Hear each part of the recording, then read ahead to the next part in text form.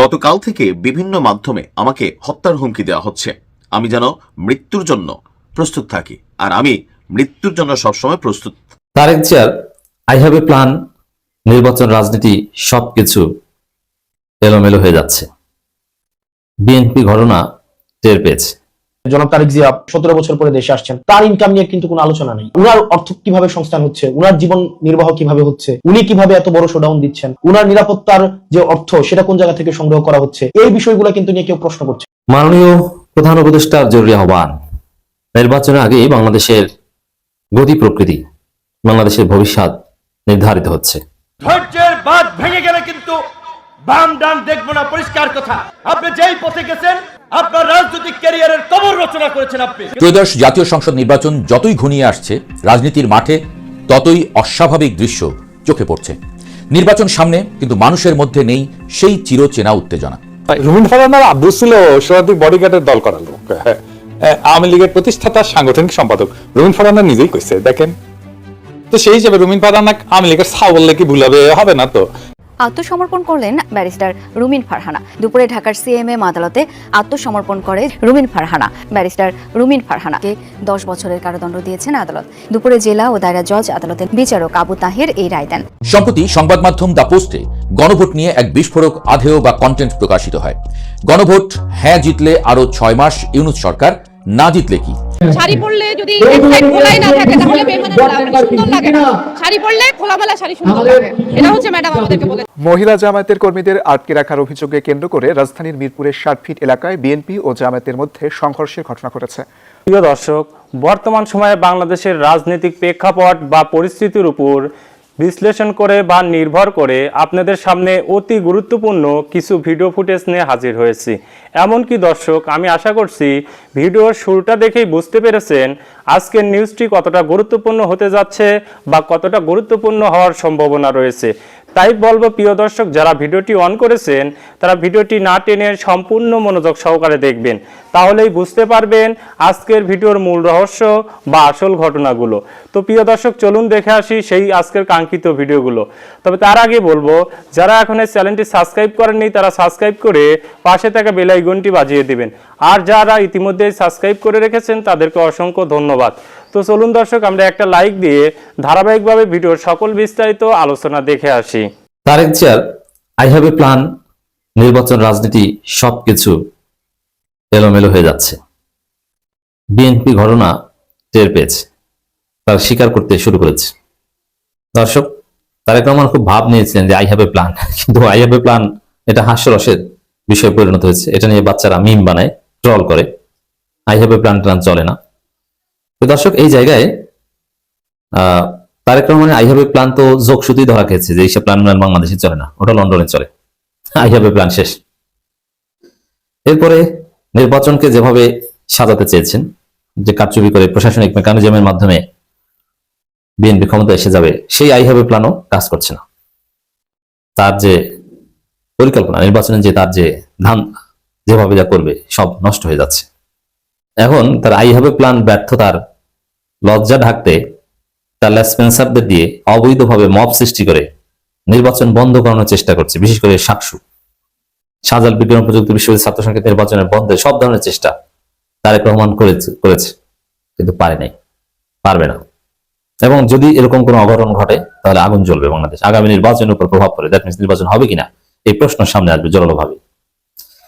এখন তারেক রহমানের কোনো প্ল্যানই তো কাজ করছে না, না ভোট চুরির প্ল্যান, না ছাত্র সংসদে ছাত্র দলকে জেতানোর প্ল্যান। ফ্যামিলি কার্ড, কৃষি কার্ড ওটাও ধরা খেয়েছে, ওটা ফ্লপ। ফ্যামিলি কার্ড, কৃষি কার্ড যে ভুয়া, শিবিরের সাবেক ছেলেরা যে কয়েকশো নাটক বানিয়েছে এটা ভুয়া, এটা প্রমাণ করতে এর মাধ্যমে সবার কাছে মেসেজ পৌঁছে গিয়েছে যে ফ্যামিলি কার্ড ভুয়া। ফ্যামিলি কার্ড ওটা হচ্ছে জাস্ট খাম্বার মতো, শুধু খাম্বা আছে কিন্তু তার নাই, বিদ্যুৎ নাই। তো ফ্যামিলি কার্ডে আপনি কার্ড পাবেন কিন্তু কোনো পয়সা পাবেন না, এটা হচ্ছে বাস্তবতা। জাতিকে নাটক সিনেমার মাধ্যমে এই বার্তা দেওয়া হয়েছে, ফ্যামিলি কার্ডে কোনো টাকা থাকবে না। তার কারণে তাহলে প্ল্যানটা কি? 31 দফা এখন তো বিএনপি বলে না। আই হ্যাভ এ প্ল্যানের একটা ব্যাখ্যা শহীদুদ্দিন চৌধুরী এনে দিয়েছেন। আই হ্যাভ এ প্ল্যান মানে 31 দফা, কিন্তু 31 দফা তো তারা নিজেরাই বলে না, তারা নিজেরাই থেকে সরে এসেছে। দর্শক, এই জায়গায় একজন মজার মানুষ জয়নুল আবেদিন ফারুক প্রবাসীর স্ত্রীর পেটে বাচ্চা দিতে চান, খুব সুন্দর ইংরেজি বলতে পারেন। যাই হোক, প্রবাসী স্ত্রী পেটে বাচ্চা দিতে চাওয়া বিএনপি নেতা জয়নুল আবেদিন ফারুক, মজার মানুষ কেন বলছি, তিনি কিন্তু সত্য কথা বলে দেন। এর আগে সত্য কথা বলেছিলেন যে আপনার সবাই না ভোট দিবেন, মানে বিএনপির পজিশন যে আসলে গণভোটে না ভোট, বিএনপি যে আওয়ামী লীগের সাথে জোট করেছে এবং তারা আওয়ামী লীগের সাথে মিলে না ভোটকে জিতাতে চায়, হা ভোটকে পরাজিত করতে চায়, এটা তারা ঢাকতে পারছে না। এটা সর্বপ্রথম ফাঁস করে দিয়েছেন, আমাদের এই উপকারটা করেছেন। বিএনপি না ভোটে বিএনপি কোন পক্ষে, এটা আমাদেরকে চিনতে সহায়তা করেছেন জয়নুল আবেদিন ফারুক। ত্রয়োদশ জাতীয় সংসদ নির্বাচন যতই ঘনিয়ে আসছে, রাজনীতির মাঠে ততই অস্বাভাবিক দৃশ্য চোখে পড়ছে। নির্বাচন সামনে, কিন্তু মানুষের মধ্যে নেই সেই চিরচেনা উত্তেজনা। পোস্টার, প্রার্থীদের দৌড়ঝাঁপ, ভোটের গল্প দূর কি বাত, বরং চারপাশে কেমন যেন এক ধরনের দ্বিধা। এই নির্বাচন আদৌ হবে তো? এই অনিশ্চয়তার পরিবেশে সবচেয়ে বড় চাপে পড়েছে বাংলাদেশ জাতীয়তাবাদী দল বিএনপি। সম্প্রতি দলের ভেতরের গুপ্ত বা সুপ্ত উপস্থিতি নিয়ে তারেক রহমান যে মন্তব্য করেছেন, সেটি এখন আর শুধু একটি বক্তব্য নয়, রাজনীতির মাঠে এটিকে একটি বড় সতর্ক সংকেত হিসেবেই দেখা হচ্ছে। রাজনৈতিক বিশ্লেষকদের মতে এই মন্তব্য হালকাভাবে দেখার সুযোগ নেই, কারণ রাজনৈতিক বাস্তবতায়ও এই নির্বাচনের মূল ভারসাম্য স্বাভাবিকভাবেই বিএনপিকে ঘিরে। এখন প্রশ্ন উঠছে, তলে তলে যে এতদিন ধরে এমনভাবে বিএনপির ভেতরে জামায়াত জেঁকে বসে আছে, তা কি আগে কিছুই আঁচ করতে পারেনি তারা? বাইরে যতটা নয়, ভেতরে তার চেয়েও বড় ঝুঁকি। রাজনীতিতে একটি কথা প্রচলিত, বাইরের শত্রুকে দেখা যায়, ভেতরের শত্রুকে দেখা যায় না। বিএনপির বর্তমান অবস্থাটা অনেকটা ঠিক সেই জায়গাতেই এসে ঠেকেছে। রাজনৈতিক বিশ্লেষকরা বলছেন, বিএনপির ভেতরে যে গুপ্ত অংশটির কথা বলা হচ্ছে, সেটি মূলত ঘাপটি মেরে থাকা জামায়াতপন্থী একটি গোষ্ঠী। তাদের মতে এই অংশের সংখ্যা 10% হলেও অবাক হওয়ার কিছু নেই। এ বিষয়ে সরাসরি কোনো প্রমাণ নেই ঠিকই, কিন্তু মাঠের বাস্তবতা, সিদ্ধান্ত গ্রহণের ধরন এবং সাম্প্রতিক মনোনয়ন প্রক্রিয়া দেখলে এই সন্দেহ সহজেই জেঁকে বসে। এই গুপ্ত উপস্থিতির সবচেয়ে বড় সমস্যা হলো, এরা কখনো নিজেদের আলাদা করে প্রকাশ করে না, বরং নিজেদের এমনভাবে উপস্থাপন করে যেন তারাই সবচেয়ে বড় বিএনপিপন্থী। এমনটাই দাবি করছেন বিশ্লেষকরা। অতিরিক্ত আনুগত্যই যাদের ঢাল, এই গুপ্ত জামায়াত গোষ্ঠীর কৌশল খুব সূক্ষ্ম।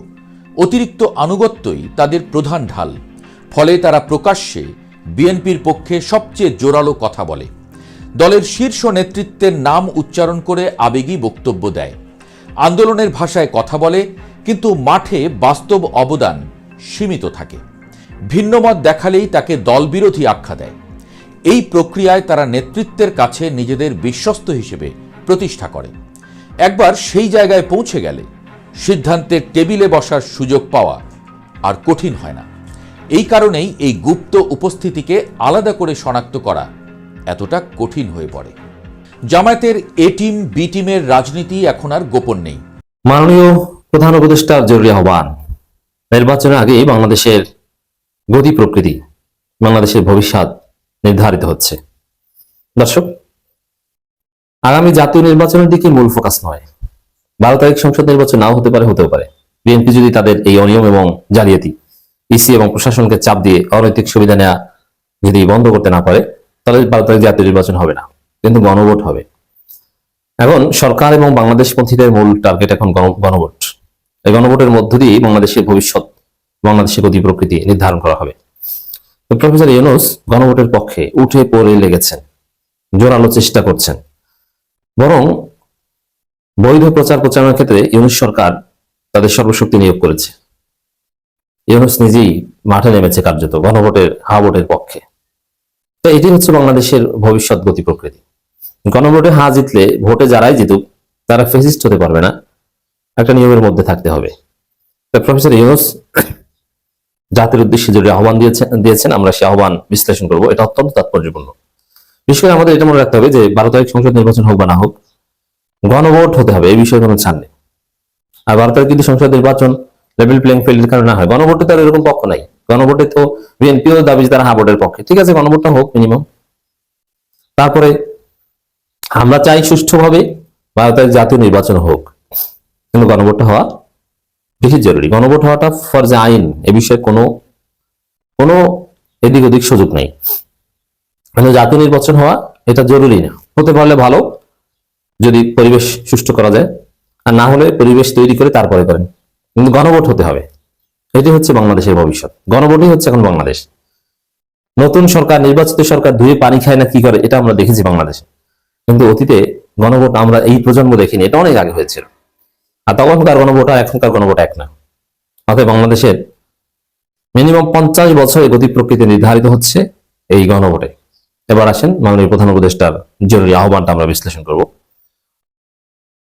রাষ্ট্রকে আপনার প্রত্যাশা মতো গড়ে তুলতে হ্যাঁ ভোটে সিল দিন। এর মানে আপনি যে দেখেন, এখানে একটা বিষয় একদম স্পষ্ট, রাষ্ট্রকে আপনার প্রত্যাশা মতো, এখানে গণভোটে হ্যাঁ ভোট দেয়া, এটার একটা দিক হচ্ছে যে আপনি নিজে লেজিসলেচার, আইন প্রণয়নকারী। একজন এমপি হচ্ছে লেজিসলেচার, আইন প্রণেতা, কারণ তিনি সংসদে আইন প্রণয়ন করেন। সংসদে যে হ্যাঁ ভোট বা না ভোট দেন, এটা একজন এমপি কাজ। এখানে আপনি নিজেই আইন প্রণেতা, নিজেই এমপি, আপনি হ্যাঁ ভোট বা না ভোট দিচ্ছেন। অতএব এটাকে ডিরেক্ট ডেমোক্রেসি বলে, রিপ্রেজেন্টেটিভ ডেমোক্রেসি না। অ্যাটলিস্ট গণভোটের এই বিষয়টা ডিরেক্ট ডেমোক্রেসি। তো সেখানে আমাদের বাংলাদেশে মূলত ইনডিরেক্ট ডেমোক্রেসি, রিপ্রেজেন্টেটিভ ডেমোক্রেসি, প্রতিনিধিত্বমূলক ডেমোক্রেসি। কারণ আমার আপনার প্রত্যাশা মতো দেশ গড়ব, আমরা তো আর সংসদে যে কথা বলবো না, সংসদে যে কথা বলবে যারা এমপি হবে তারা।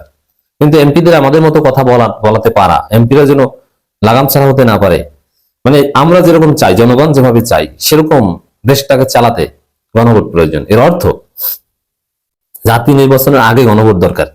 জাতীয় নির্বাচনে হোক বা না হোক, গণভোটটা হতে হবে। গণভোট যদি কার্যকর না হয়, পাশ না হয়, তাহলে রাষ্ট্রকে হ্যাঁ ভোটের মাধ্যমে আমরা প্রত্যাশা মতো গড়ে তুলব কিভাবে?